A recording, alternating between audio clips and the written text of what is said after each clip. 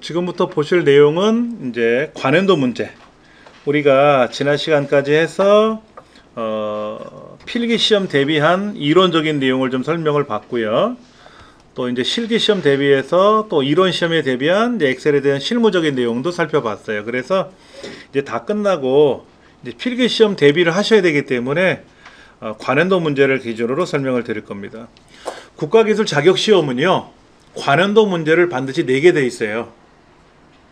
그러니까 신규 문제만 내는 게 아니라 관행도 문제를 일부 반영을 해요. 근데 그 비율이 지금은 어떻게 변경된지 몰라도 과거에는 60%, 관행도 문제 60%, 신규 문제 40%. 근데 우리 컴퓨터 활용 능력 자격증 시험에 신규 문제를 낼 만한 게 없어요. 1급이 아닌 이상은. 1급은 사실 범위가 없잖아요. 세상에 어려운 거 다 집어넣을 수도 있잖아. 근데 2급은 신규 문제를 낼 만한 건덕지가 없습니다. 그러니까는 글자를 바꾸고 보기를 바꾸고 순서를 바꾸고 이런 수준이니까 관행도를 많이 풀어보시면 그냥 합격하실 수 있어요. 예. 그러니까 머리가 좋으신 분들은 관행도 문제를 한 이틀 전서부터 그냥 쭉 훑어서 외워서 공부하시는 분도 있는데, 전 그게 불가능하기 때문에 자주 봐야 돼요. 자주 보면서, 예를 들면 이 문제를 읽어봤는데 알겠어. 그럼 여기다가 한번 그으세요. 대각선을 빨간색으로 여기다가 이렇게 긋는 거죠. 그러다가 이제 쭉 다음 한 번 더 넘기고 나서 그 다음에 이제 와서 또 문제를 봤는데 이제 알겠어. 그럼 대각선을 반대로 한 번 더 긋는 거예요. 그럼 1번 문제, 얘는 더 이상 볼 필요가 없다라는 얘기죠. 그럼 이제 모르는 문제는 한 번 더 봐야 되고. 근데 재미난 게, 저도 예전에 그랬어요. 아는 문제를 꼭 풀더라고. 아는 문제는 풀리니까 재밌으니까 또 풀어보는 거야. 그걸 뭐하러 풀어? 아는 거를. 수학도 그렇고 모르는 문제만 풀어야 될 거 아닙니까? 그런데 이제 보기가 헷갈리는 건 보기에다가 이렇게 또 빨간색으로 체크해 놓으시면 그걸 가지고 이제 또 찾아볼 수가 있겠죠. 자, 문제 보겠습니다. 멀티미디어에 관한 설명이다. 멀티, 여러 가지와 미디어, 매체에 관한 건데, 쉽게 말하면 글자, 이미지, 소리, 영상, 이런 거를 디지털화 시킨 거죠. 아날로그가 아니라 디지털화 시킨 거예요. 여기서 이제 보기 중에 아날로그화 시킨, 이게 틀린 거죠. 이게 틀린 거예요. 그러니까 1번의 멀티미디어 데이터는 다양한 하드웨어와 소프트웨어 환경에서 생성하고 처리하고 전송되고 이용되기 때문에 표준이 필요한 거예요. 표준. 내 맘대로 만들면 안 되잖아요. 그래서 mp3라는 오디오 표준이 있는 거고, mp4라고 하는 동영상에 대한 표준이 있는 거고, 이렇게 표준이 필요한 겁니다. 그러다 보니까 이런 멀티미디어를 교육에도 사용할 수 있고, 그 다음에 가상현실이라든지 의료 부분은 어떻게 사용하세요? 여러분들 의료? 그 CT 촬영하는 거 있잖아요. CT 촬영. 이게 멀티미디어로 하는 거죠. 그래서 사람의 모습을 단층 촬영을 해가지고, 그렇게 해갖고 이제 컴퓨터 그래픽으로 보여주는 거 아닙니까? 그게 멀티미디어의 대표적인 얘기죠. 그 다음에 사용자는 언제든지 상호작용을 하는 거죠. 상호작용을 해서 데이터를 받아볼 수가 있는 건데, 특징도 기억하셔야 돼요. 멀티미디어 특징은 뭐가 있다? 디지털화, 그 다음에 쌍방향성, 비선형성. 비선형성은 뭐예요? 순서대로 처리하는 게 아니라 내 마음대로 순서를 바꿀 수 있는 거죠. 1번 갔다가 5번 갔다가 이렇게 왔다리 갔다리 하는 거.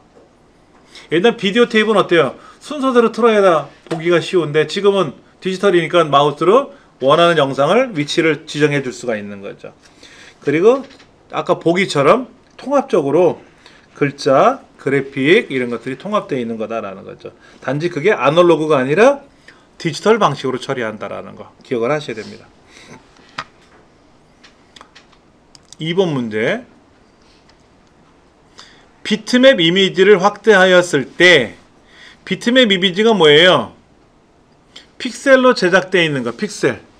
일반 스마트폰으로 또는 디지털 카메라로 촬영한 사진들, 포토샵이나 그림판으로 편집한 이미지들, 이런 거를 비트맵 이미지라고 하는데, 얘를 확대하면 경계선이 계단 현상이 나타나요. 딱딱딱 끊어지는 거죠. 근데 그거를 부드럽게 매끄럽게 처리해야 좋잖아요. 그래서를 계단 현상으로 나타나는 걸 엘리어싱이라고 하고, 이거를 그렇게 매끄럽게 표시한다는 기능은 안티 엘리어싱이라고 하는 거죠. 안티 엘리어싱. 여기서는 계단 현상을 나타나기 때문에 엘리어싱이라고 합니다. 시험에 자주 나오는 거는 뭐 렌더링이라든지 모델링이라든지, 또는 여기에 모핑도 시험에 많이 나왔어요. 모핑. 우리 보기를 보면 모핑이라고 있잖아요. 거기 해설에 두 가지 이미지가 변형되게끔 하는 거예요. 예를 들면 개구리가 왕자로 변하는 모습 있죠. 그런 거라든지, 그 다음에 미녀가 여우로 변하는 거 있죠. 구미호로 변하는 거. 이걸 모핑 기법이라고 합니다. 그런 것들. 그 다음에 세 번째 문제, 정보사회 문제점 그랬어요. 문제점이니까 뭔가 안 좋은 얘기죠. 그러니까 범죄가 증가되는 거죠. 컴퓨터 범죄. 그 다음에 VDT가 뭐예요? 비디오 디스플레이 터미널. 이거 줄임말이에요. 비디오 화면이죠. 디스플레이 화면이죠. 터미널 단말기라고 해서 화면이죠. 그 화면을 통해서 전자파가 발생한다는 얘기죠. 이런 VDT 증후군이나 이런 걸 때문에 컴퓨터에 관련된 병이 생겨가지고 뭐 임신이 안 된다든지, 그 다음에 이제 남자 같은 경우에는 이제 성염색체 중에서 남성 염색체가 삭제가 사라지니까 뭐 딸만 낳는다든지 뭐 이런 이야기들이 나오고요. 실제로 제가 근무한 부대에서는 간부님들 자녀들이 아들을 못 봤어요. 포병부대라. 포병부대는 이 관측기구라든지 통신 장비들이 많거든요. 전자파가 어마어마하게 발생해요. 군용 장비는 전자파를 차단시키지 않습니다. 출력이 떨어져서. 그래서 그런가? 하여튼 간에 이런 이제 직업병이 발생할 수가 있고요. 그러다 보니까 컴퓨터를 가지고 잘하는 사람도 있고 못하는 사람도 있어서 정보 수준 격차가 증가되죠. 감소가 되는 게 아니라 증가되겠지. 그리고 컴퓨터만 사용하다 보니까 사람들이 안 만나. 그래서 인간관계적 유대감이 떨어지는 거예요. 그런 게 많이 발생할 수 있다는 얘기죠. 이런 문제는 그냥 잘 읽어보면 그냥 상식선에서도 해결할 수 있어요. 근데 아무래도 용어들이 이 VDT 증후군 그러니까는 이거 나 처음 들어봤는데 라고 할 수는 있겠지만, 그런 것도 이제 읽어보시면 어렵지 않겠고요. 가끔 출제되는 거래. 그 다음 네 번째, 모든 사물을 인터넷으로 연결하는 거죠. 이게 사물 인터넷이지 뭐. IoT, 인터넷 오브 띵 해가지고 굉장히 지금 이걸 해요. 어디에다가 보일러에도 인터넷에 연결하고, 보일러 커튼도 연결해서 스마트폰으로 띡띡띡 누르면 집에 있는 커튼이 열리고 닫히고, 보일러를 끼고 크고, 밥통을 연결해가지고 전기 스위치를 작동시키면 밥이 되고, 이렇게 진공청소기, 그 로봇 청소기 그걸 돌릴 수도 있고, 내가 여행을 갔다 오는데 집이 아무래도 추울 것 같아, 겨울이니까. 그러면 뭐 물을 받아라, 욕조물을 받아라 그러면 욕조물도 받게끔 한다든지, 그런 것들이 과거에는 유비쿼터스라는 말을 썼었는데 지금 유비쿼터스라는 말 대신에 이렇게 사물 인터넷이라는 용어를 많이 써요. 클라우드 컴퓨팅은 뭡니까? 예전에는 모든 프로그램을 내가 갖고 있어야 되잖아요. 아래한걸도 설치를 해야 되고 엑셀도 설치를 해야 되는데, 인터넷으로 연결해서 인터넷상에서 문서 작성을 한다거나 할 수 있는 거, 그런 게 이제 클라우드 환경이 되는 거죠. 요것만 내면 되는 거죠. 요것만, 사용 요것만. 그 다음에 이제 빅데이터라는 말은요, 굉장히 많은 데이터라고 생각하시면 되죠. 하나가 너무 큰 게 아니라 굉장히 많은 거예요. 굉장히 많은 거. 그래서 예를 들면 그동안 신용카드로 백화점에서 물건을 샀잖아요. 추석 때 보니까 뭐를 사는지 알 수가 있잖아. 예전에 추석 때 선물을 사려고 그러면 설탕을 많이 샀어요. 그러다가 또 어떤 거를 많이 샀죠? 건강식품, 홍삼 이런 걸 많이 샀었어요. 이번에 또 다른 게 많이 팔리는 것 같아요. 효도 의자, 이거 안마 의자 같은 거 뭐 이런 거라든지, 그런 것들이 엄청나게 많은 양이 모여가지고 분석을 해보는 거죠. 그게 빅데이터입니다. 그리고 네이버 카페나 블로그에다 글을 올리고 페이스북이나 트위터에다 글을 올리는데 하루에 올라가는 양이 어마어마하게 많대요. 예, 그런 걸 이제 분석을 해보는 거죠. 이런 거 저런 거. RSS라는 말도 있는데요. RSS는 우리가 이제 블로그 같은 경우에다 이제 글을 올리거나 그러고, 또 신문사나 방송국에서는 이제 언론 정보를 올리지 않습니까? 이제 그런 거를 내가 구독을 했을 때 그런 정보를 받아볼 수 있게끔 해주는 그런 서비스 기술이에요. 그러니까 RSS가 답이 되는 경우는 없습니다. 사실은 어려워서. 사물 인터넷이 제일 만만한 것 같아요. 5번. 우리가 이제 프로그램을 개발한다고 하죠. 코딩한다 그러잖아요. 코딩. 프로그램을 작성하면 그 프로그램이 작동이 되게끔 해야 되는데 어떻게 작동을 시킬 거냐 하는 건데, 컴파일러는 번역, 인터프리터는 통역. 컴파일러는 번역이에요. 번역이니까 통째로 전체를 번역하는 거고요. 인터프리터는 통역이니까 하나씩 바꾸는 겁니다. 그러니까 1번은 맞는 말이고요. 그러니까 번역을 하게 되면 번역 결과물이 생기죠. 우리말로 번역한 책이 하나 나올 거 아닙니까? 통역은 어떻게 돼요? 통역한 결과가 따로 있나요? 필요할 때마다 물어보면 필요할 때마다 답변해 줄 거 아닙니까? 그래서 목적 프로그램을 생성하지 않습니다. 두 번째처럼. 그리고 컴파일러는 번역된 결과물이 따로 있기 때문에 이제는 번역된 내용을 볼 거 아닙니까? 그러니까 빨리 움직이죠. 근데 인터프리터는 어때요? 매번 모를 때마다 물어봐야 되니까 그때그때 답변을 해주니까 편리성은 있는 대신에 실행 속도가 느려요. 그리고 컴파일러는 통째로 번역을 해야 되니까 번역하려면 오래 걸리죠? 빠른 게 아니에요. 느리죠. 오래 해야 되니까. 인터프리터는 한 줄씩 번역을 하니까 어떨까요? 빨리 번역되겠죠. 그러니까 1번 보기하고 4번 보기하고 잘 생각하시면 돼요. 1번은 전체를 번역하니까 오래 걸리는 거고, 인터프리터는 하나씩 번역하니까 빠를 수밖에 없는 겁니다. 그러니까 네 번째가 틀린 말이죠. 예. 그 다음 FTP, 파일 전송이라고 해요. 파일 전송. 여러분들이 전자우편을 통해서 자료를 보낸다 이거죠. 첨부 파일을 보내지 않습니까? 그러면 그 첨부 파일을 상대편이 받아볼 거 아닙니까? 이때 FTP란 기능이 같이 들어가야 되는데, 이렇게 보내려면 계정이 있어야 되겠죠. 네이버에 로그인을 해야 될 거 아닙니까? 그래서 이 파일을 업로드 하겠고, 그리고 업로드한 거를 내가 받을 땐 다운로드를 해야 되고, 필요 없으면 삭제를 해야 되고, 이름을 바꿔서 저장할 수도 있고. 그런데 이때 FTP 서버라고 하는 자료를 보관해 두는 공간에 있는 자료들은 다운로드 하거나 업로드 하거나 필요하면 이름을 변경하거나 삭제되거나 이런 경우지, 걔를 실행하는 건 아니에요. 실행은 어디서 합니까? 다운로드 받아서 내 컴퓨터에서 실행하는 거예요. 내 컴퓨터에서 실행하는 거예요.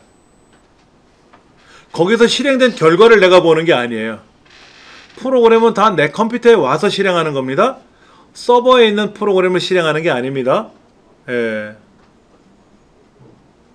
그 다음에 이제 기술적으로 바이너리 모드와 아스키 모드란 두 가지를 제공하는 건데, 이런 걸 가지고 틀리게 보기를 만들기 너무 어렵고, 네 번째는 그냥 이건 맞는 말이라고 생각하시면 됩니다. 실행은 안 돼요. 실행은 안 된다.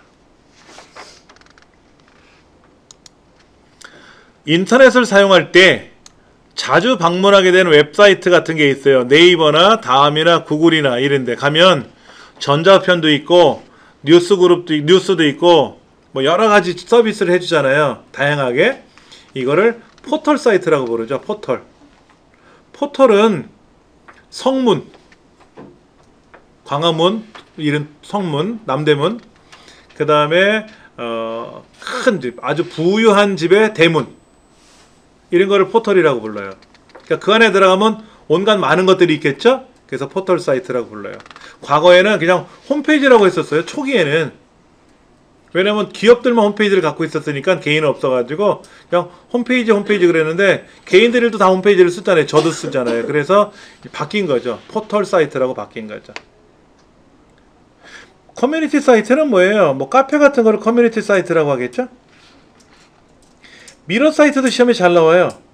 미러 사이트. 예를 들어서 우리 이런 거 있잖아요. 학기 초가 되면 수강 신청하잖아요. 이때는 엄청 많은 학생들이 동시에 접속하거든요. 이러면 통신 통로가 많아야 돼요. 예를 들면 올림픽 경기할 때 그 티켓팅하는 창구들 있잖아요.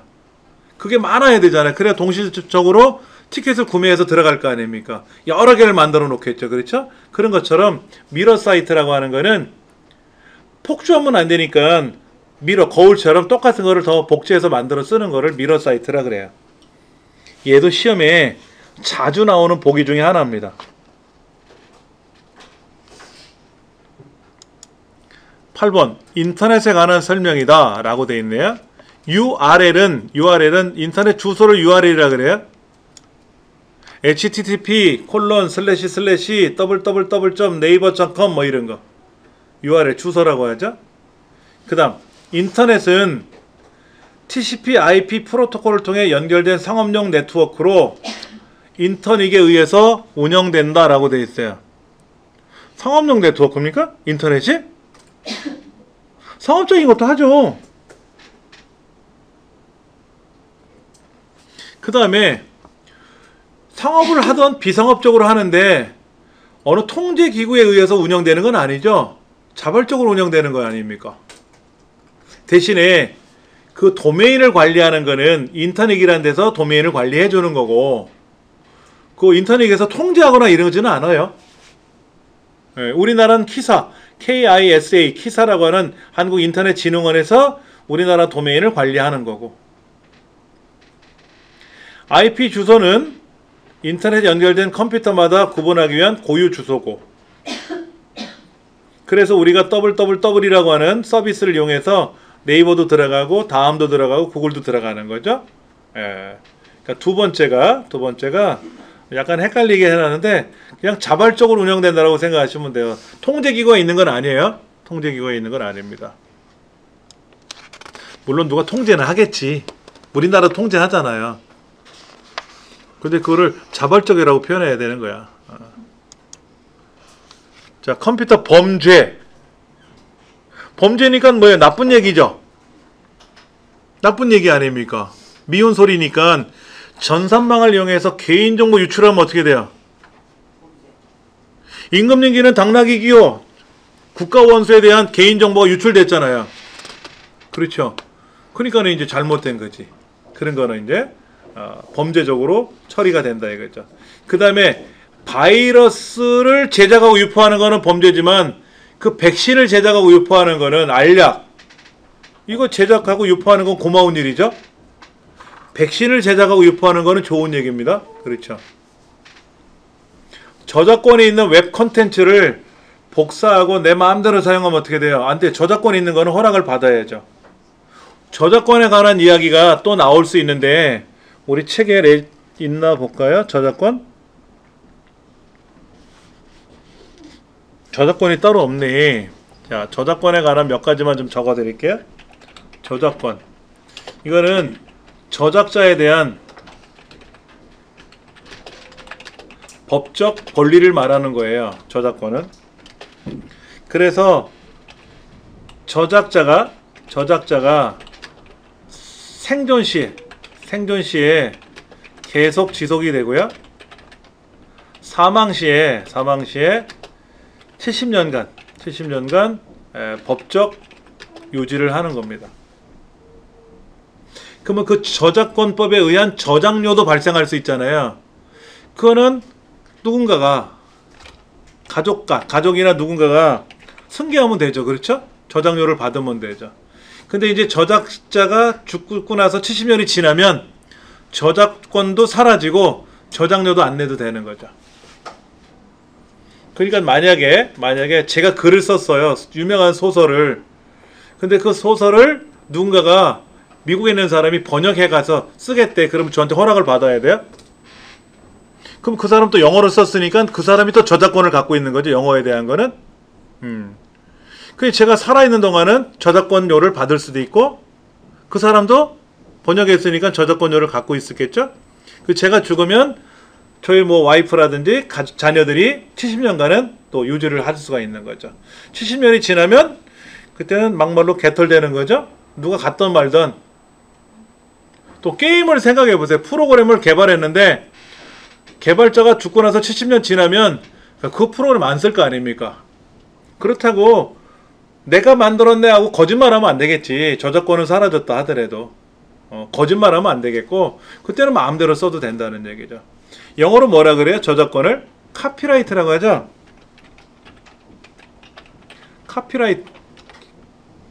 카피라이트라고 하잖아요. 이렇게. 그래서 이거를 레프트라이트. 카피라이트가 카피레프트라는 말로 써가지고 카피레프트는 저작권이 없는 거, 카피라이트는 저작권이 있는 거 이렇게 표현하는 경우도 있더라고요.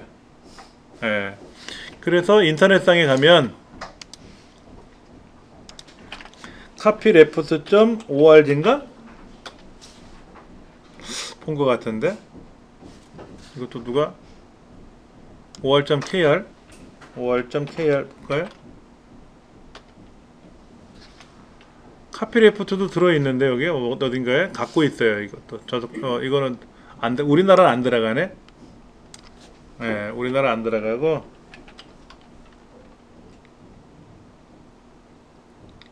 카피라이트는 있는데 카피라이트는 도메인이 지금 연결이 안 되네요. 이렇게 도메인도 있어가지고 거기 들어가면 무료로 사용할 수 있는 그러한 저작물들이 다 있더라고요.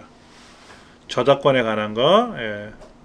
한동안은 뭐 70년이래. 처음엔 50년 하다가 70년으로 바뀌었어요. 법이. 10번 시스템 소프트웨어. 요것도 좀 정리해 드릴게요. 소프트웨어에는 종류가 뭐가 있냐면 첫 번째가 시스템 소프트웨어가 있고 그 다음에 응용 소프트웨어가 있어요. 응용 소프트웨어. 이 응용 소프트웨어를 영어로 어플리케이션이라고 불러요. 어플리케이션 줄여서 뭐라고 부른다? 어플. 더 줄여서 앱이라고 부르는 겁니다. 그러니까 시스템 소프트웨어는 뭐가 있냐면 윈도우라든지 리눅스라든지 이런 운영체제 같은 것들이 있고 응용 소프트웨어에는 뭐 한글이라든지 엑셀이라든지 뭐 포토샵이라든지 이런 기타 등등이 있어요. 시스템 소프트웨어는 시스템을 통제하고 관리해주는 프로그램들 운영체제라고 보통 얘기하는데 운영체제. 그 다음에 이제 우리가 쓰는 건 윈도우죠. 리눅스는 서버용 운영체제고 근데 또 뭐가 있냐면 뭐 유닉스라는 것도 있어요. 유닉스는 뭐냐면 대형 컴퓨터 운영체제예요. 대형 컴퓨터 운영체제. 예, 이런 것들을 시스템 소프트웨어라고 하고 응용 소프트웨어는 뭐 한글, 엑셀 뭐 이런 것들 그 다음에 뭐 카카오톡이라든지 이런 걸 응용 프로그램이라고 하는 거죠. 그런 응용 소프트웨어를 가지고 어쩌고 저쩌고 물어보네요. 자, 화면 볼까요? 컴퓨터와 사용자 사이에서 중개자 역할을 하는 소프트웨어다. 맞는 말이죠. 그렇죠? 운영체제에 도움을 받아. 운영체제가 시스템 소프트웨어잖아요. 컴퓨터를 사용할 수 있게 해주는 소프트웨어. 이게 어플리케이션, 응용 프로그램이죠. 그렇죠? 컴퓨터 시스템을 효율적으로 운영해주는 소프트웨어다. 시스템 소프트웨어는 제어 프로그램과 처리 프로그램을 구분해서 사용하는데 이거를 또 계속해서 나열하려면 또 한도 끝도 없어요. 이건 뭐 전공하는 사람들이 공부하는 거니까 요 정도로만 기억하시면 될 것 같아요. 예. 11번 문제 아스키 코드에 관한 문제입니다. 아스키 코드. 처음에 지구상의 컴퓨터들이 등장했을 때는 이진화 10진 코드라 그래서 BCD 코드를 사용했었어요. 예. 처음엔 코드가 BCD 코드라 그래서 이진화 10진 코드라는 걸 사용했는데, 얘가 이제 불편한 점은 6비트로 구성되어 있기 때문에 표현할 수 있는 가지수가 한정되어 있어요. 그래서 얘를 확장시켰죠.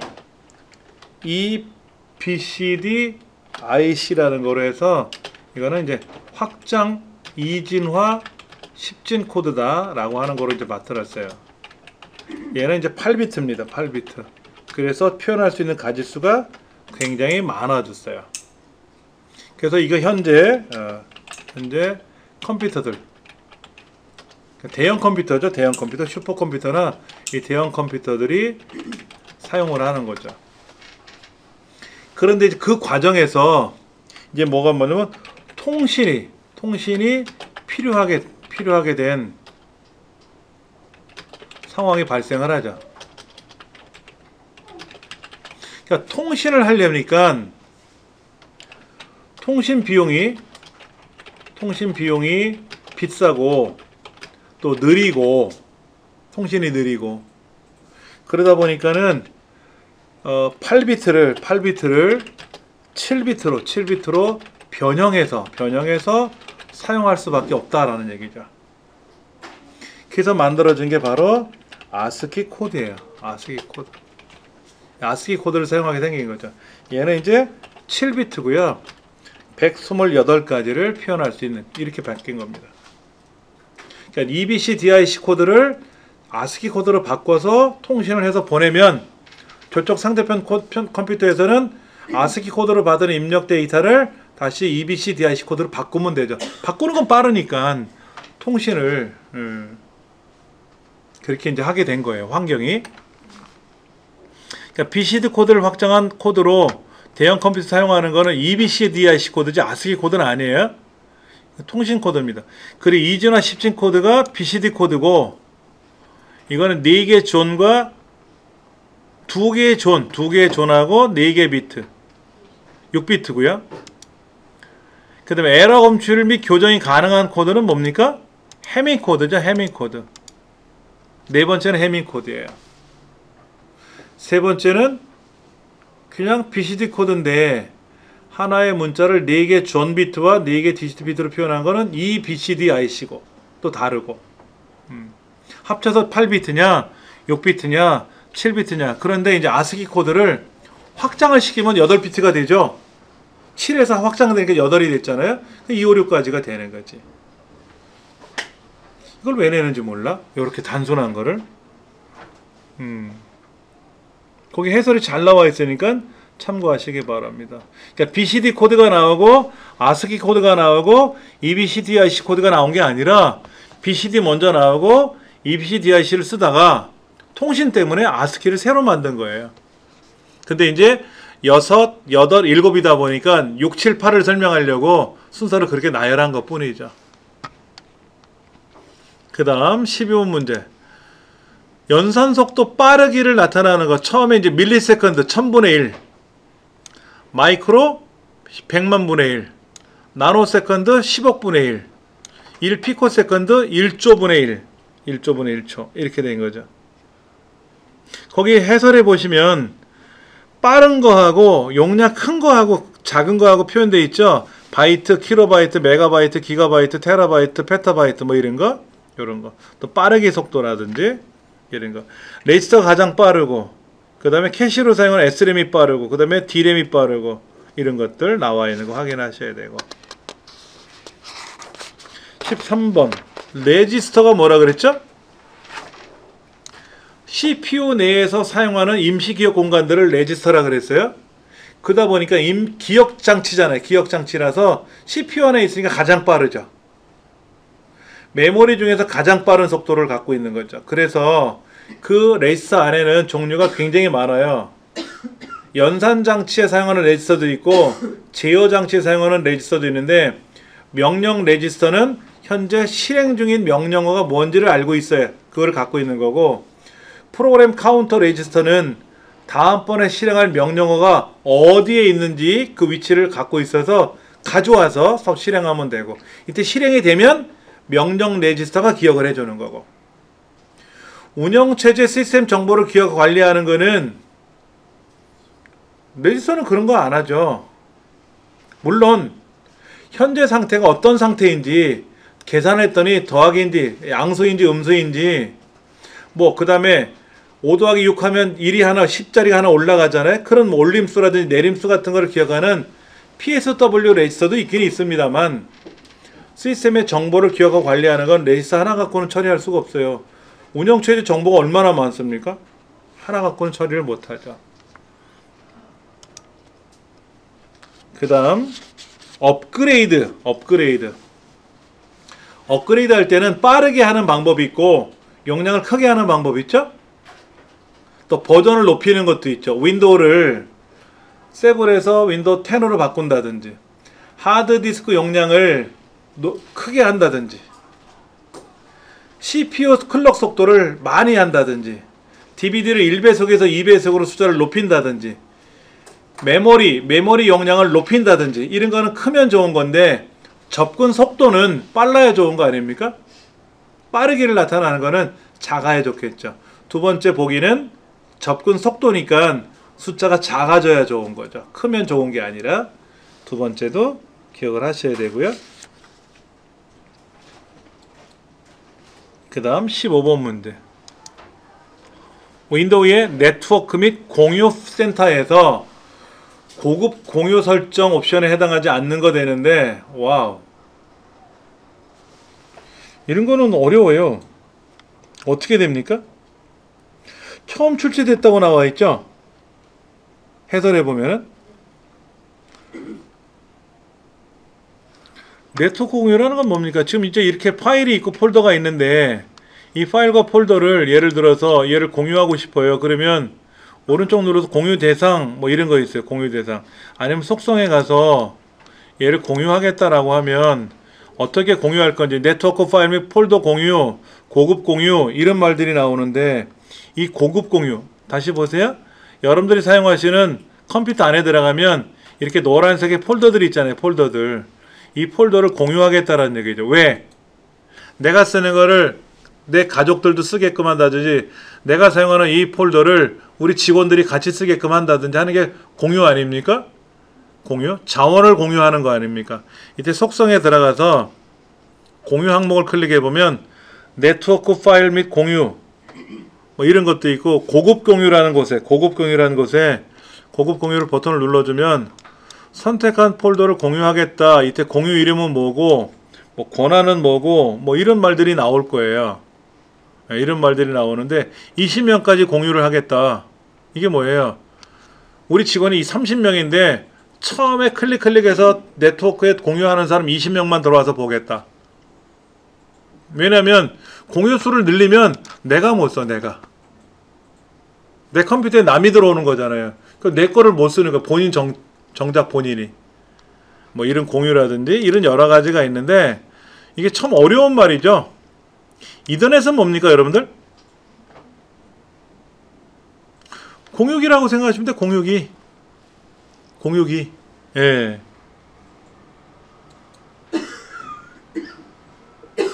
그래서 이런 문제가 좀 어렵죠. 파일 및 프린터 공유도 가능하고요.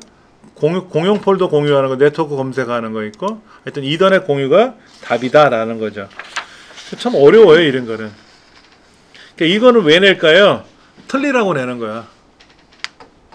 이런 거는 재주 좋게 그냥 찍어서 맞추면 행운이고, 틀리면 당연히 틀리는 거고, 어려운 거니까. 그러니까 40문제를 다 맞출 생각하지 말고 한 38개만 맞춰서 합격해라, 이런 얘기지. 38개만. 예를 들어서 40문제를 냈는데 주책맞게 수험자들이 다 맞추면 출제한 사람이 좀 그렇잖아요, 기분이. 그럴 거 아닙니까? 그러니까 틀려주는 미덕도 있어야지. 너무 많이 틀리면 안 되고 조금만 틀리라고. 그렇게. 얘는 틀리라고 낸 문제 중에 하나예요. 어려운 문제니까. 38개 맞추기 싫으시면요, 40문제 60%니까 24개예요. 그러니까는 한 과목당 8개 이상은 맞춰야 되고요. 합계가 24개 해야 돼요. 그러니까 이쪽에 한 15개, 저쪽에 15개, 30개 맞추면 되고, 아니면 13개, 13개, 26개 맞추면 되고, 뭐 이렇게 하시면 되죠. 뭐. 다 맞추면 안 돼요, 여러분들. 싫어해요, 출제위원이. 자, 중앙처리 장치는 연산장치 ALU, 그 다음에 CU, 제어장치, 그 다음에 그 연산장치와 제어장치에 사용하는 기억장치인 레지스터, 이렇게 세 가지로 구성되어 있죠. SSD는 뭡니까? 보조기억장치 중에 하나죠. 하드디스크를 대체하는 반도체로 구성되어 있는 보조기억장치가 SSD잖아요. 그렇죠? 생뚱맞게 여기서 보기가 나왔네. 그 다음 프로그램 및 제어 기능, 프로그램 및 기능에 들어가서 불필요한 프로그램을 제거할 수도 있고요. 업데이트한 데이터를 업데이트한 것도 제거할 수 있어요. 그 다음에 한글 2010 같은 경우나 엑셀, 파워포인트, 오피스 같은 경우는 설치를 안 한 것도 끼어들 수가 있거든요. 그럼 마저 설치를 해야 될 때가 있잖아요. 그럼 변경할 수도 있어요. 일반적인 간단한 프로그램은 제거만 가능한데, 이렇게 양이 많은 오피스 계열이나 아래 한글 같은 경우는 그 안에 기능을 변경도 가능해요. 그러나 업데이트가 자동으로 실행되게끔 해주는 거는 업데이트 기능에 들어가서 하는 거지 프로그램 기능에서 하는 건 아니에요. 그렇게 업데이트된 결과를 제거할 수는 있지만 업데이트를 자동으로 몇 시에 하게끔 해라라든지 이런 거는 업데이트에서 하는 거죠. 업데이트. 지금 윈도우 7이 이제 내년 1월 20일까지인가까지 보안 업데이트를 서비스 해주고, 그 시점 이후로부터는 보안 업데이트 안 해줍니다. 이거를 잘못 생각하신 분들은 그 시점서부터는 윈도우 7을 못 쓰는 줄 알아요. 사용은 가능해요. 다 보안적인 문제가 발생할 수 있다는 얘기지. 그러니까 지금 업데이트를 할 수 있는 부분까지는 계속 업데이트를 하셔야 돼요. 그래서 내년에 갔을 때는 이제 보안에 문제가 생기는 건 뭐 본인이 알아서 책임져야 되겠고, 그러기 싫으면 윈도우 10으로 바꿔야 되고, 안에 뭐 V3 이런 거를 설치하셔가지고 이거로 보안 서비스를 받으면 되는 거죠. 그렇게 하시면 되는 겁니다. 걱정 안 하셔도 돼요. 아직 우리나라에 700만 대가 윈도우 7을 쓰고 있대요. 얘를 어떻게 바꿀지가 문제죠. 18번 문제. 디스크상에 저장된 파일의 위치가 흩어져 있어요. 그렇죠? 이거를 우리는 조각이 발생했다, 단편화가 발생했다 이런 얘기를 합니다. 이걸 한 곳에 모아놔야 되겠죠. 예를 들면 흩어져 있는 필기도구를 필통으로 모아놔 놓잖아요. 필통 안에 필기도구를 모아놓으면 깔끔히 정리정돈이 되지 않습니까? 이렇게 해주는 거를 조각모음 실행이라고 하죠. 조각모음. 예. 그것도 자주 나왔던 문제고요. 19번. 오, 이게 뭐야? 지금 볼까요? 제가 Alt 탭을 누르면 이렇게 보세요. 화면에 밑에 뭐가 나타나잖아요. 그렇죠? 이게 Alt 탭이에요. Alt 탭. 로고키 플러스 탭을 누르면 뭐가 될까? 이렇게 나와. 로고키. 오. 이렇게. 웃기는 게 뭔지 아세요? 윈도우 7이 처음 등장했을 때 홈쇼핑에서 자, 새로운 컴퓨터를 소개해 드리겠습니다 하고 이거를 보여주는 거예요. 이렇게. 그래서 사람들이 와, 멋있다, 멋있다. 이건 컴퓨터가 아니라 윈도우가 그걸 지원해 주는 거니까 이렇게 보여주는 거지. 그러니까는 처음 본 사람들은 이제 신기한 거니까 컴퓨터를 사는 거죠. 네, 낚인 거지. 낚인 거지. 윈도우 7이 탑재된 거는 다 그렇게 되는 거죠. 그게 윈도우 로고 키 플러스 탭 키. 컨트롤 ESC 누르면 뭐가 된다? 시작 버튼 누르는 거고, Alt 키 누르고 ESC 누르면 밑에 화면 밑에 지금 열려있는 창들이 하나씩 보이는 거예요. 그러니까 Alt 탭을 눌러야 이렇게 창이 나타나면서 어떤 거를 볼지 보여주는 거죠. 이거는 Alt 탭입니다. 이거는 우리가 평상시 안 써먹잖아요. 그러니까 여러분 댁에서 이걸 해보시라고. 어디가 어떻게 변형되는지 바뀌는지를 기억을 하시면 되겠죠. 그 다음 와우, 다음 페이지 넘겨주시면 징글징글한 거 나왔죠. F2번은 변경하는 거고, F3번은 검색하는 거고, F5번은 최신 정보로 고침, 새로 고침이고, 뭐. Alt키 누르고 화살표를 좌우로 움직이면 화면의 크기가 조절되고, 뭐. Alt하고 ESC 누르면, Alt하고 탭을 누르면, Alt하고 엔터를 누르면, Alt하고 스페이스바를 누르면, Alt하고 F4번을 누르면, Alt하고 프린트 스크린 키를 누르면, 컨트롤하고 뭐를 누르면, 이런 것들. 이거는 안 해보면 몰라. 이걸 어떻게 외워? 해보면서 외워야지. 20번. 자, 폴더라고 하는 건 노란색이죠? 자, 폴더를 한번 열어볼게요. 이렇게. 이건 드라이브고, 이 드라이브 안에 있는 폴더가 있는데, 이거 폴더잖아요. 그렇죠? 이런 폴더를 마우스 오른쪽 눌러서 속성을 가면, 현재 이 폴더 안에는 몇 개 폴더가 있고, 그 안에 파일이 몇 개로 구성되어 있고, 언제 작성이 되어 있고, 크기는 얼마큼 되어 있고, 이런 속성을, 특성을 알아볼 수 있는 그런 기능이 나와요. 바로가기 아이콘 만드는 건 아니죠.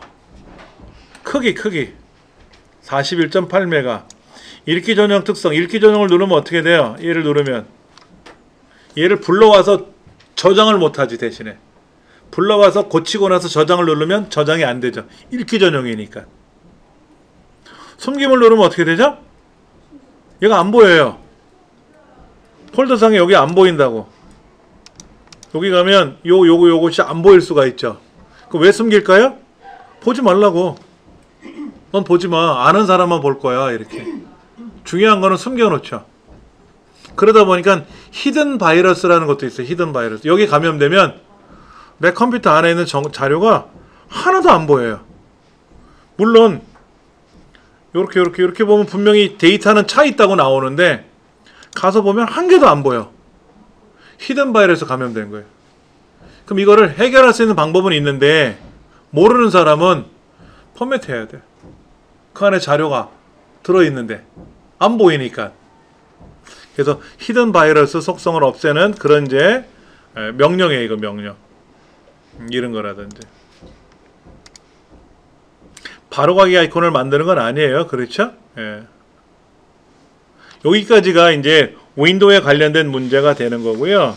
그 다음 21번째부터 40번째까지가 이제 엑셀에 관련된 문제가 되는데, 엑셀 문제도 한번 볼까요? 첫 번째가 이제 부분합을 실행했다가 부분합을 실행하지 않은 상태로 되돌리려면 어떻게 됩니까? 부분합을 제거하는 수밖에 없잖아요. 부분합은 실행이 되고 나면 부분합의 결과가 보이지 않습니까? 그러니까 부분합 대화 상자에서 그룹할 항목을 없음 선택하는 것도 있어요. 윤곽선에 가서 1, 2, 3이라는 걸 해제하면 1, 2, 3은 해제될지 몰라도 부분합은 나오잖아요. 새로운 값으로 대치를 하는 거는 뭐예요? 또 다른 부분합에 들어가서 함수를 추가할 때 쓰는 기능이잖아요. 이거를 누르면 어떻게 돼? 부분합이 하나 더 생기는 셈이지. 그러니까 모두 제거 눌러야만이 부분합이 사라지는 거죠. 부분합을 실행하지 않은 상태로 되돌리는 방법은 모두 제거를 누를 수밖에 없다. 이거죠. 그러니까 부분합에 관한 전반적인 흐름을 알아야만 이 문제는 풀어요. 필기시험은 이렇게 나와요. 두 번째 문제. 피벗 테이블에 관한 설명이다. 그랬어요. 피벗 테이블에서는 가장 중요한 게 뭐라 그랬어요? 원본이 바뀌면 결과가 자동 반영되지 않는다 그랬고, 피벗 테이블을 이용한 피벗 차트 중에서 피벗 데이터, 피벗 테이블이라는 원본이 사라지면 피벗 차트는 일반 차트로 바뀐다 그랬잖아요. 그게 가장 키포인트예요. 예. 그런데 이제 뭐냐면 피벗 테이블 안에 들어있는 내용을 더블 클릭하면 별도로 걔가 따로 출력되는 건 있습니다. 근데 이런 거는 잘 시험에 답으로 내지는 않고, 아까 자동 반영된다, 그 다음에 자동으로 삭제되는 게 아니라 일반 테이블로 바뀐다, 일반 차트로 바뀐다, 이런 거. 23번 문제는 목표값 찾기네요. 목표값 찾기예요. 그러면 지금 공급가액이 117만 원으로 맞추기 위해서 여기 117만 원, 얘를 117만 원을 바꾸려면 얘가 바로 뭐다? 수식 셀이죠? 2의 9번째 셀이 수식 셀이고 그 셀 값이 117만 원이란 얘기죠? 그럼 뭐를 바꿨을 때 여기 F 두 번째가 117만 7,441원인데 얘를 117만 원으로 바꾸려면 얘가 수식 셀이고 여기에다가 117만 원을 입력해야 되고 이때 요거 하드디스크의 할인율을 변경되는 거죠. 그렇죠? 그렇다면 수식 셀은 아까 보셨던 F의 두 번째가 되고 바꿀 값은 117만 원이고 바꿀 셀은 D의 여섯 번째 셀이 되는 거죠. 1번이 답이 되네. 목표값 찾기는 항상 그렇게 나와요. 지금 여기죠, 여기. 얘가 얼마로 변한다? 그러면 얘가 수식 셀이고 여기에 값이 117만 원이니까 얘가 바꿀 값이고 찾는 값이고 바꿀 셀은 어떤 항목이 바뀌어야만이 들어가는 거 아닙니까? 입력이 걔가 바꿀 셀이 되는 거고. 그러니까 셀은 말 그대로 셀 주소를 말하는 거고 값은 값을 써주는 거죠. 여기 보세요. 찾는 값에는데 수식이 들어가면 안 돼. 찾는 값에는 값이 들어가야지 바꿀 셀에는 셀 주소가 들어가야지 이렇게 값이 들어가면 안 돼. 그러니까 네 번째는 의미가 없어. 네 번째는 일단 틀렸어. 그 다음에 세 번째도 값은 맞고 셀은 맞아요. 그럼 이때 문제는 안 보더라도 4번은 아예 틀렸고 2번도 틀렸죠? 2번도 자체가 틀린 거 아닙니까? 내용을 안 봐도 틀린 거죠. 그렇죠? 그럼 이제 1번과 3번 중에서 어떤 건지를 봐야 되는데 이때 찾는 값이 수식셀이 되는 거죠. 찾는 값이. 그거만 기억하시면 되는 거죠. 요거 나왔다. 우리가 정렬을 할 때 숫자가 가장 작고 그 다음에 문자 중에는 영어 다음에 우리말이 나오고 대소문자 관계가 있고 했는데 논리값에는 뭐라 그랬어요? true가 참 1이고 false가 0이란 말이에요. 거짓 0이란 말이에요. 그러면 true 다음에 false가 나오면 1 다음에 0이 나오는 게 아니라 0 다음에 1 나오는 거잖아요. 오름차순하면 오름차순이니까 지금 0 다음에 1이 나와야죠. 그러니까 true가 먼저 나오는 게 아니라 false가 먼저 나와야죠. false가 0이고 true가 1이니까 그거. 이전 날짜가 옛날 날짜고 최근 날짜가 큰 날짜죠? 그 날짜도 맞는 말이고 음수에서 양수로 가고 비어있는 셀은 무조건 마지막에 들어가고 비어있는 거는 무조건 정렬이 제외시키기 때문에 끝으로 빠지고 하는 거. 그 다음 문제 25번. 이게 뭘까요? 자, A 첫 번째, A의 두 번째를 선택하고 나서 얘를 컨트롤 키 눌러서 내렸대요. 그냥 드래그하면 10에, 8에, 6에, 4에, 2, 0 하고 내려갈 텐데 컨트롤 키하고 드래그하면 복제잖아요. 그럼 여기가 10이고 여기가 8이고 여기가 10이네. A 다섯 번째는 10이 되는 거죠. 10이 되는 거죠.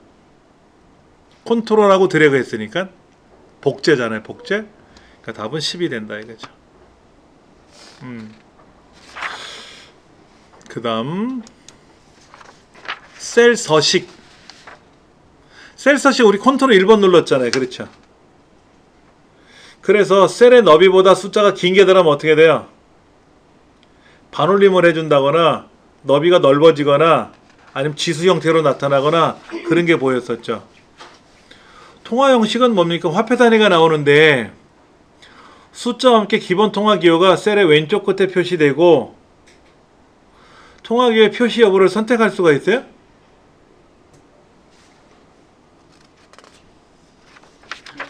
통화 형식에서 잘 보세요. 자, 엑셀을 실행해서 보여드릴게요. 엑셀을 실행해서 여기다가 10이라고 쓰고 여기다 20이라고 쓰는데 여기다가 뭐를 누르란 얘기죠? 요거 일반이 아니라 뭐를 하라고요? 통화 통화를 누르면 이렇게 보이고요. 회계를 보면 이렇게 나와요. 이건 통화고 이건 회계예요. 회계는 화폐 단위가 왼쪽 끝에 표시가 되고요. 통화는 옆에 바로 붙어요. 회계하고 통화하고 달라요. 그렇죠? 그러니까 셀의 왼쪽 끝에 표시되는 거는 회계 형식입니다. 통화 형식이 아니라. 예. 그 다음 회계 형식은 마이너스 표시가 없어요. 마이너스 표시가 없어요. 그래서 우리가 이제 그런 거 하잖아요. 회계에서 뭐 차변, 대변 해가지고 자산의 증가, 자산의 감소 이런 얘기를 해서 왼쪽, 오른쪽 나눠서 쓴단 말이에요. 회계학에서는. 그러니까는 거기는 부채가 증가됐다 그러면 빌린 돈이니까 플러스가 나오는 거고, 이쪽에는 감소가 됐다 그러면 감소 쪽에다 숫자를 쓰면 여기는 감소가 됐다는 뜻이고, 의미를 부여해주는 공간이 있기 때문에 절대로 마이너스 숫자를 안 쓰고 다 플러스로만 써요. 회계학에서는. 예. 일단은 두 번째가 틀렸다라는 얘기죠. 그 다음 26번, 27번. 찾기 및 바꾸기라고 되어 있는데, 시트. 현재 시트에서 찾아라 이런 얘기죠. 열이니까 뭡니까? 위에서 아래로 찾아라 이거죠. 위에서 아래로 찾다가 없으면 옆 칸으로 넘어가라는 얘기죠. 얘를 열이 아니라 행으로 쓰면 어떻게 돼요? 왼쪽에서 오른쪽으로 찾다가 없으면 아래쪽으로 내려오라는 얘기죠. 자, 서식. 요 서식이라는 거 있잖아요. 서식. 이 서식을 누르면 숫자 셀을 제외한 특정 서식이 있는 셀을 찾는다 그랬는데, 우리가 서식 지정해 줄 때는 글자의 서식을 지정해 주는 것보다는 숫자 값의 서식 많이 쓰잖아요. 천단위마다 구분기호를 찍어라, 아니면 뭐 소점 이하를 몇 자리로 만들어라, 이런 걸 많이 쓰지 않습니까? 그러니까 숫자 셀을 제외하면 엑셀은 숫자 놀인데 얘를 제외하면 무슨 의미가 있겠냐고. 두 번째가 틀린 말이죠. 나머지는 맞는 말이고요. 28번. 자, 요거 한번 보세요. 76점은 무슨 학점? 70보다 크거나 같고 80보다 작으니까 C학점. 그렇죠. 그러면 Hlookup 쓴다, Vlookup 쓴다? 가로로 돼 있잖아, 가로. 그러니까 Hlookup을 써야죠. Vlookup 썼으니까 일단 틀렸어. Vlookup 썼으니까 틀렸어. 1번, 2번 틀렸어. Hlookup을 써야 되는데 true를 쓰는 의미가 뭐라 그랬죠? 비슷하게 일치. false는 뭐다? 정확하게 일치. 근데 76점을 쓰면 76이라는 값은 없으니까 정확히 일치하는 게 없잖아요. 당연히 비슷하게 일치를 쓰는 true를 써야지. 제가 Vlookup, Hlookup을 공부하면서 필기시험에 꼭 나옵니다, 실기시험에 꼭 나옵니다 그랬잖아요. 이 문법 구조를 시험에 내는 거예요. Hlookup, Vlookup. 얘는 가로로 나열되어 있으니까 우리가 보통 문제 실기 공부할 때는 이 참조표가 옆이나 오른쪽이나 아래쪽에 있었죠. 근데 필기 문제지는 위에 참조표를 놓고 아래에서 검색하게끔 나와요. 헷갈리라고. 평상시 패턴이 달라지는 거지. 예. 그런 것도 기억을 하셔야 되고요. 29번. 조건부 서식을 지정해 줄 때, 조건부 서식을 지정하는 과정에서 임의의 날짜를 기준으로 셀에 서식 지정하는 거, 이런 게 있나? 여기 보면 조건부 서식에 들어가면 셀 강조 규칙, 상위 하위 규칙. 근데 세 규칙에 들어가면 여기 셀 값을 기준으로 다음을 포함하는 셀만 셀 값을 기준으로 하는 거 보기 두 번째 있었고요. 보기 두 번째 있죠. 그렇죠? 그 다음에 다음을 포함하는 셀만 보기 세 번째 있죠? 다음을 포함하는 셀만. 그 다음에 중복되는 거, 고유되는 거 보기 몇 번째? 네 번째 있죠? 날짜를 기준으로 하는 게 있어요? 날짜를 기준으로 하는 거? 그런 건 없죠? 임의의 날짜를 기준으로 하는 건 없잖아요. 우리도 이것은 항상 수식을 사용하는 거를 시험에 많이 낸다고 했는데 여기에 목록이 뭐뭐가 있는 거를 물어보는 거라면 헷갈리는 거야. 자주 안 봤으니까. 그래서 그 답이 첫 번째 있는 거다라는 얘기죠. 매크로 기록 대화 상자. 우리 매크로 이름을 지정할 때 어떻게 했어요? 문제지에서 요구하는 대로 합계, 서식 이렇게만 썼는데 아까 뭐라 그랬냐면 빈칸을 허용할 수 없고 숫자로 시작하면 안 되고 밑줄 기호는 사용할 수 있고 바로가기 키는 영어 알파벳만 된다 그랬죠? 대소문자 구별한다 그랬고요. 그 다음에 매크로 저장 위치는 뭐라 그랬어요? 개인용 매크로 문서, 현재 문서, 새 문서, 설명은 내가 마음대로 쓰든 말든 하는 거고, 그런 거. 보기가 뭐라고 돼 있냐면 매크로 저장 위치는 현재 통합 문서에 저장하면 그 문서에만 저장되는 거지. 개인용 매크로 통합 문서, 개인용 매크로 문서를 해야 모든 엑셀에서 내가 매크로를 사용하는 거지. 현재 통합 문서는 여기에만 저장되는 거잖아요. 여기만 저장되니까 다른 데는 못 쓰지. 당연히 못 쓰는 거지.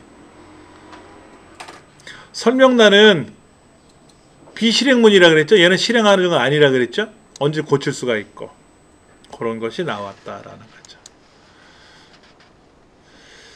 매크로 대화 상자에서 매크로 이름을 선택하고 실행을 하면 매크로가 실행이 되고, 단계씩 실행하면 한 단계씩 실행하고,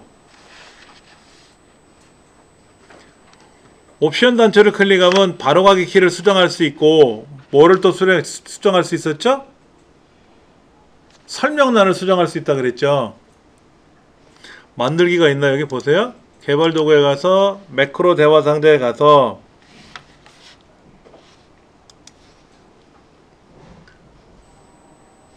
자 보세요. 다시 매크로 대화 상자에 가서, 얘는 매크로 기록 대화 상자고, 매크로 대화 상자에 가서 매크로 이름을 예를 들어서 뭐 합계라고 매크로를 만들어 놓으면 매크로를 만들어야 될 거 아닙니까? 그럼 이 매크로를 만들기를 클릭하면 어떻게 돼요? 빠른 실행 도구 모음. 빠른 실행 도구이 뭡니까? 저 위에 있는 게 빠른 실행 도구 아니에요? 위에 저장하기, 되돌리기 이런 것들. 얘를 만들면 당연히 VBA로 들어가지. 여기서 만드는 거지. 직접 만드는 거죠. 코드를 가지고 코드를 직접 만드는 거지. 그러니까 보기 중에 빠른 실행 도금. 빠른 실행 도금은 요거라 그래서 위에 있는 거. 얘가 여기에 가서 뭘 만드는 건 없었잖아요. 그렇죠. 그러니까 세 번째 보기는 전혀 생뚱맞은 말들을 연결해 놓은 것 같아요. 근데 안 해보면 무슨 말인지 못 알아들으니까 틀리는 거지 뭐.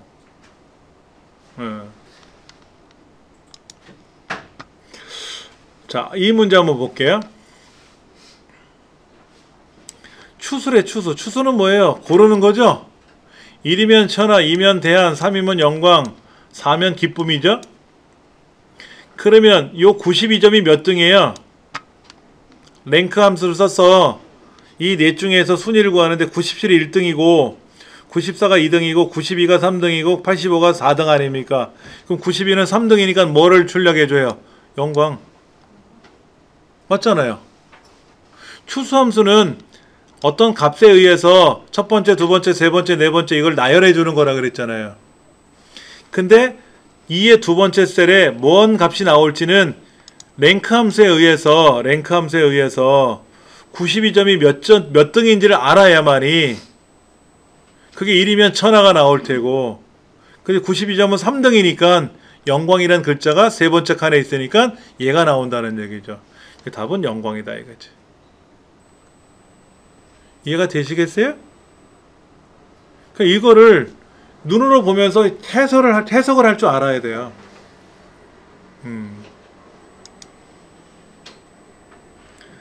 차트 도구 레이아웃 탭에 레이블 그룹에서 삽입할 수 없는 거. 아까 레이블이 뭐뭐 있었어요? 우리 차트에서. 자, 차트 문제 한번 열어볼게요. 이렇게 차트 문제 열어서 어디에서? 레이아웃 탭에 가서, 레이아웃에 가서 레이블 그룹이라고 있잖아요. 레이블 그룹. 즉 차트 제목을 넣을 거냐, 축 제목을 넣을 거냐, 범례를 어떻게 할 거냐, 레이블을 넣을 거냐, 데이터 표를 넣을 거냐, 이런 거를 물어봤는데, 텍스트 상자는 어디에 있어요? 삽입 그룹에 있잖아. 삽입 그룹. 텍스트 상자는 어디가 어디에 있는지 그룹별로도 물어보더라 이거지. 이런 거 하면 헷갈려요. 저도 이걸 다 매뉴얼을 외우지 않잖아. 저도. 그러니까 여기 와서는 삽입에 가서 텍스트 상자를 누른다라고 하는데, 이 텍스트 상자가 삽입 그룹에 있는지 레이블 그룹에 있는지 그건 안 외우거든. 잘. 그런 것들이 시험에 나오면 굉장히 헷갈리는 거예요.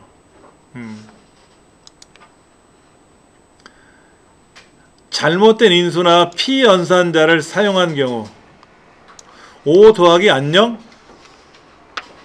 5 더하기 안녕 그랬어. 근데 안녕이라는 글자가 아니라 안녕이라는 어떤 값을 계산하라 그러면 야, 그 이름이 뭐야? 라고 나올 텐데 5 더하기 따옴표에 안녕 그랬단 말이야. 그건 인수라 그래. 인수. 그리고 5하고 안녕이라는 글자 어떻게 더해? 야, 어떻게 그런 값이 있니? 하고 밸류 에러가 나타나죠. 두 번째 NUM num이라는 에러는 뭐죠? 너무 커서 엑셀이 계산할 수 없는 너무 큰 숫자나 너무 작은 숫자가 나오면 이 에러가 나오죠.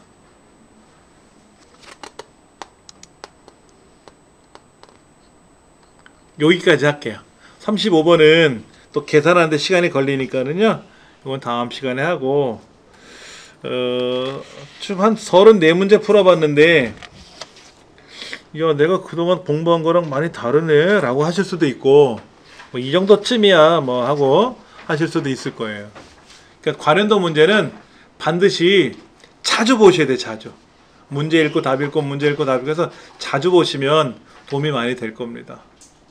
정리정돈은 하시고요. 시간이 조금 52분이니까 정리하시고 이제 귀가하시면 되겠습니다. 감사합니다.